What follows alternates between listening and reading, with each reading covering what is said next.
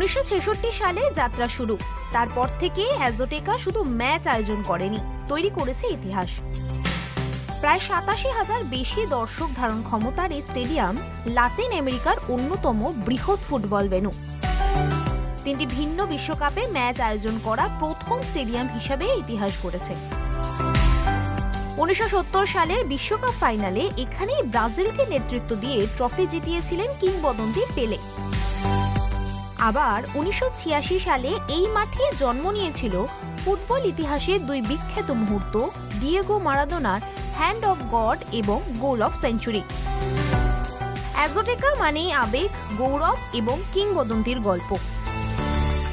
পেলের বিশ্বজয়, মারাদোনার hand of god. নতুন বিশ্বকাপের নতুন ইতিহাস। মেক্সিকোর অ্যাজোটেকা যেন ফুটবলের মক্কা। বিশ্ব ফুটবলের ক্যালেন্ডারে এমন নজির আর নেই। অ্যাজোটেকা প্রথম স্টেডিয়াম যেখানে 3টি ভিন্ন ফিফা বিশ্বকাপের ম্যাচ আয়োজন হচ্ছে।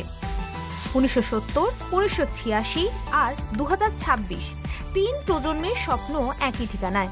অ্যাজোটেকার ঘাস তাই শুধু বলের গতি নয়, ইতিহাসের গতিপথও বদলেছে।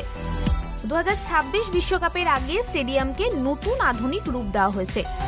নতুন হাইব্রিড টার্ফ, উন্নত প্রযুক্তি, নিরাপত্তা ব্যবস্থা, ভিডিও স্ক্রিন এবং দর্শক সুবিধা। ফুটবল উন্মাদনার পাশাপাশি অ্যাজোটেকার সামনে শুরু হয়েছে বিক্ষোভ।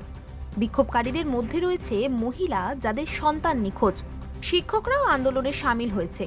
উদ্বোধনী ম্যাচের আগে যান চলাচলেও পড়তে পারে এই বিক্ষোভের প্রভাব। উদ্বোধনী ম্যাচ সময়ে শুরু করা নিয়েও দেখা দিতে পারে সংশয়। ফুটবলের ইতিহাসে অনেক স্টেডিয়াম আছে, কিন্তু খুব কম স্টেডিয়ামই ইতিহাস লেখে। অ্যাজোটেকা সেই বিরল নাম যেখানে প্রতিটি বাঁশি, প্রতিটি গোল আর প্রতিটি উল্লাস ভবিষ্যতের কিংবদন্তি হয়ে ওঠে। অ্যাজোটেকা 90 মিনিটের ম্যাচ, কিন্তু স্মৃতি থাকে শতাব্দীর। Sports desk, news live Bangla.